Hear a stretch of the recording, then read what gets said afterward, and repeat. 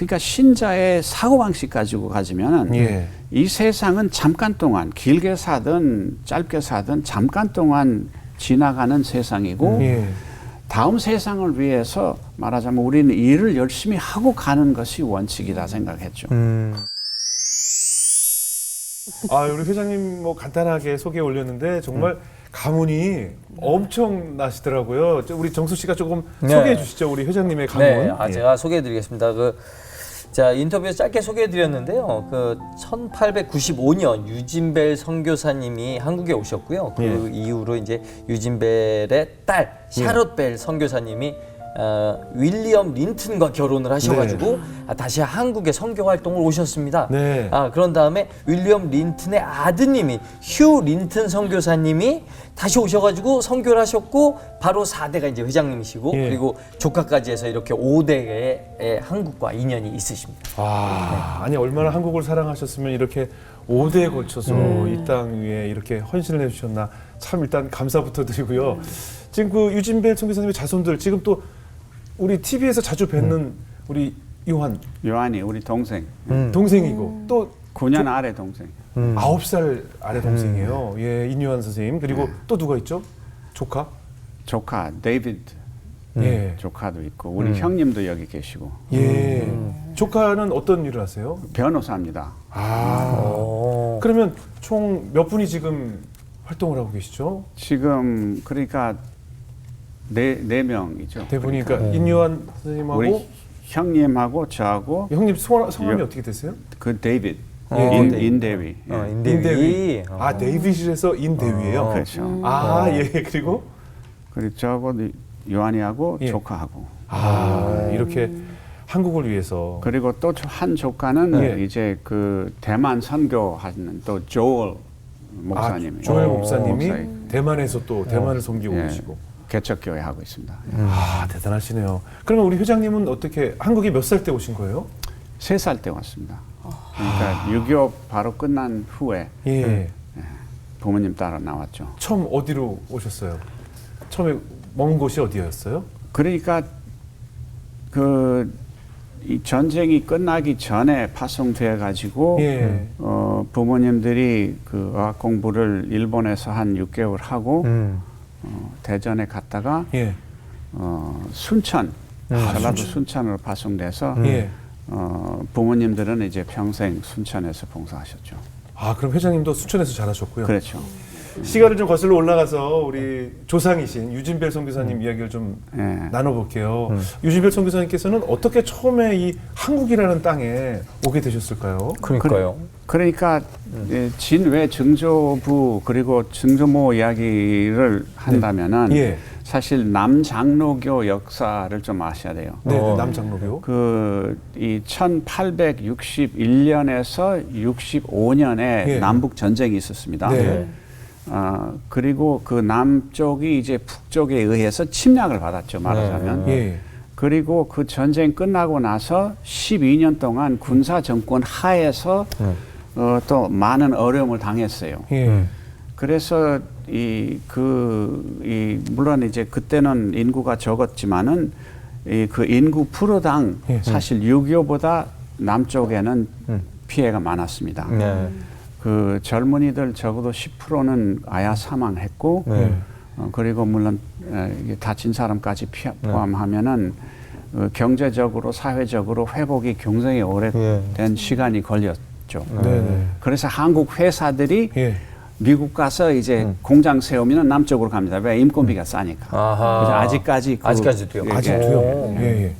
그래서 남장로교가 이 한국에서 이 선교사가 체류할 수 있는 권한이 생겼을 때부터 생겼죠. 그러니까 1882년에 첫 개신교 선교사들이 체류하러 들어오신 한국 땅에. 한국에. 그런데 남쪽은 이제 그 경제적인 어려움 때문에 10년 늦었어요. 그래서 1892년에 첫 7 남장로교 선교사들이 들어왔고, 그리고 우리 그 유진벨 부부 목사님 부부는 1895년에 세컨 팀으로 이제 들어왔죠. 그때는 거의 조선시대잖아요. 그냥. 그렇죠. 정말 우리가 드라마에서 보던 진짜 가 쓰고 다니던 그런 시대인데. 그런데 그분들이 간단히 말씀드리자면은 복음 전파하러 오는 사람들이죠. 예. 요즘은 많은 사람들은 선교하고 계몽하고 무슨 뭐 여러 가지 뭐 사회 활동하고 구별을 잘 못해요. 예. 근데 그분들은 그때는 사실 선교 자체가 굉장히 위험했어요. 그렇겠죠. 그 18세기의 선교사들이 아프리카에 도착하면 평균 수명이 3년밖에 아니었습니다. 아, 왜요? 그러니까 선교로 자원한다는 것은 물론 평생 선교밖에 모르는 시절이었고 네. 그리고 그분들은 쉽게 선교지에서 뼈를 묻힐 수도 있다는 가능성을 안고 선교사 지원을 했죠.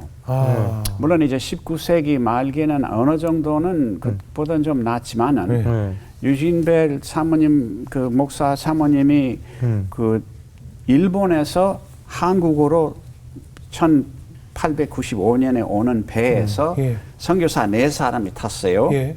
두 부부하고 또 북장로교 싱글 여자 목사님 그 선교사님 하나는 간호원 있고 하나는 아니었는데 그 중에 4사람 중에 2년 만에 한 사람 죽었고 5년 만에 우리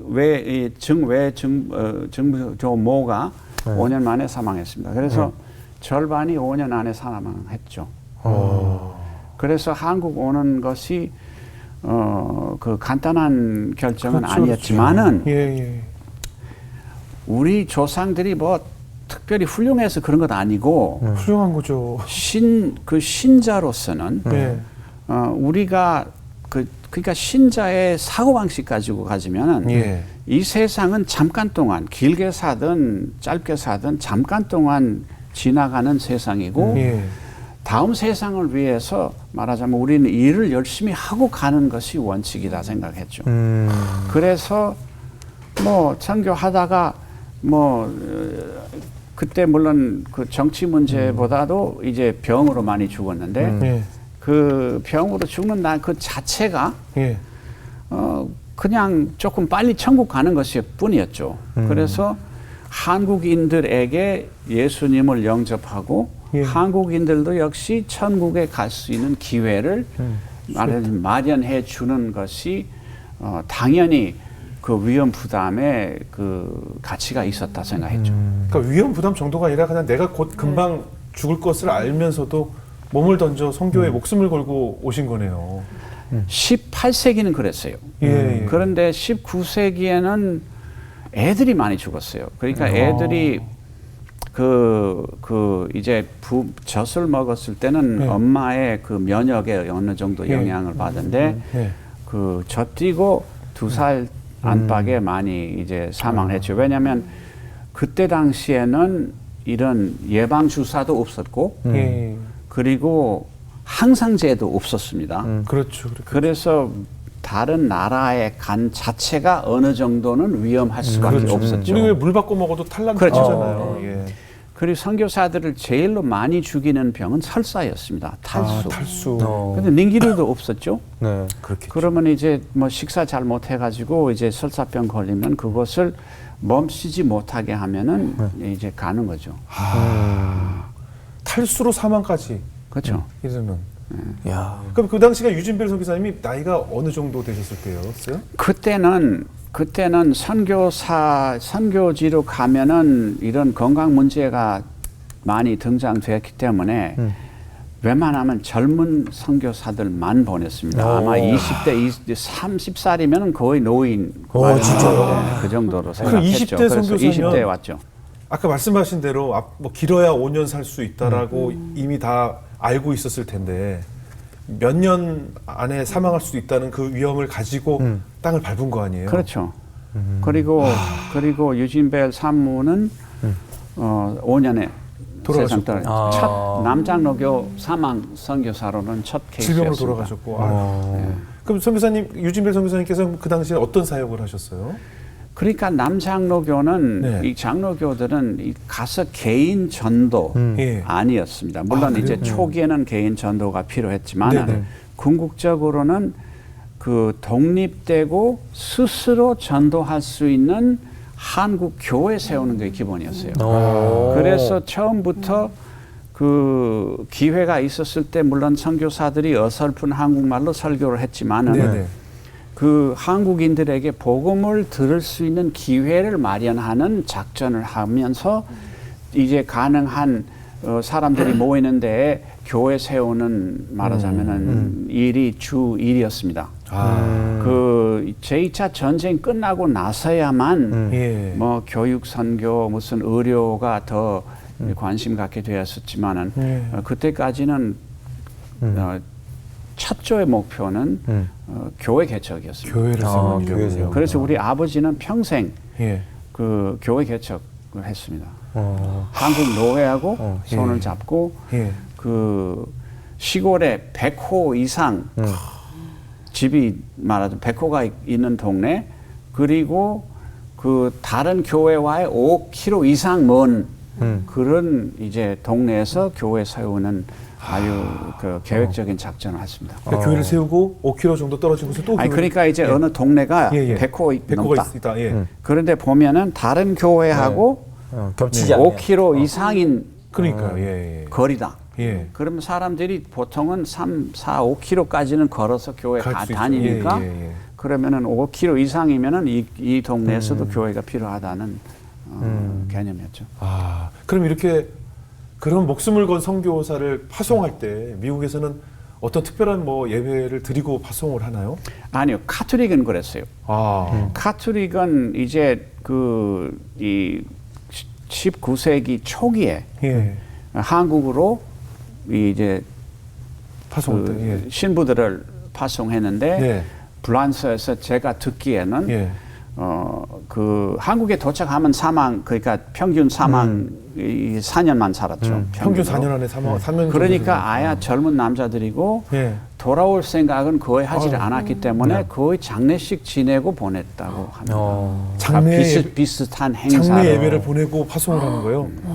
이미 죽음을 예배하고서 그렇죠. 보통 4년을 당연하게 생각했죠. 당연하게. 그 보내는 가족들은 그냥 정말 눈물로 예배를 드리고 파송을 하는 거네요. 그래도 아까 말씀드린 대로 이 세상은 우리가 잠깐 살고 다음 세상을 준비한다면은 그래도 당연하죠. 아니 뭐 당연히 솔직히 슬프죠. 뭐 솔직히. 근데 오늘날에 보니까 저는 솔직히 오늘날에 보니까 사람들이 더 오래 살고 더 건강해 살면서도 죽음에 대한 공포가 훨씬 많은 것 같아요. 네, 맞아요. 신앙이 약해서 그런지 왜 그런지 그래도 아니 세상이 너무 사랑해서 그런지 모르겠습니다. 아니 그게 아니고 저 같으면 너무 사랑하는 가족인데 이제 떠나면 지금 보면 영원히 못 본다는 생각을 하니까 이제 사실 왜 영원히 못 그이들도 잠깐이면 천국 가는데 왜 못 보지? 아니 물론 아는데 이제 슬프긴 슬프잖아요.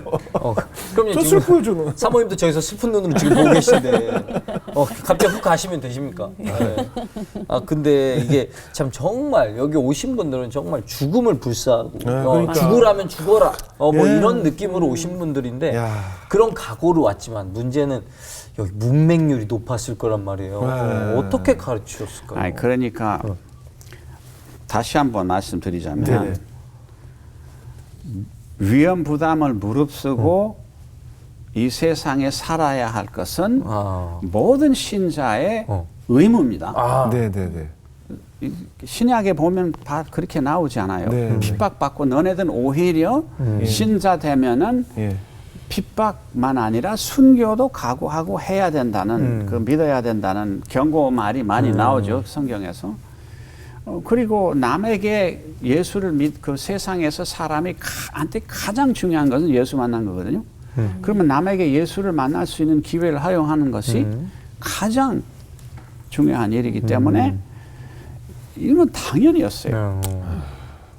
그래서 근데 이제 사람이 이제 예수를 만나려면은 첫째는 복음을 들어야 되고 그러면 누군가 설교해야 되죠. 그래서 이제 신학교 세우고 이제 목회자들 한국 교회를 키워가지고 스스로 전도하는 분위기를 만들려고 하는데 개인에게는 성경 말씀을 봐야 돼요. 그러면은 선교사들이 와서 처음 하는 일 중에 하나는 성경 번역이었어요. 그때 당시에는 한국 문화에서는 오늘처럼 오늘은 좀 교육받은 사람 같으면 외국어를 좀 씹으면서 이야기를 하더라고. 네? 한마디도 말씀드리네. 그런데 그때는 이제 한문을 씹으면서 말을 했죠. 왜? 교육받은 사람들. 그런데 이제 그런 교육받지 않은 사람들이 복음을 전파하기 가장 쉬운 방법은 한글이었어요. 그래서 개신교는 와서 성경을 한글로 번역하는 것이 기본이에요. 그러면 이제 한글은 그래도 사실 세계적으로 아마 읽기 가장 배우기 쉬운 다행이었습니다. 세종대왕 덕분에 사실 선교 혜택 많이 받았죠. 그렇죠.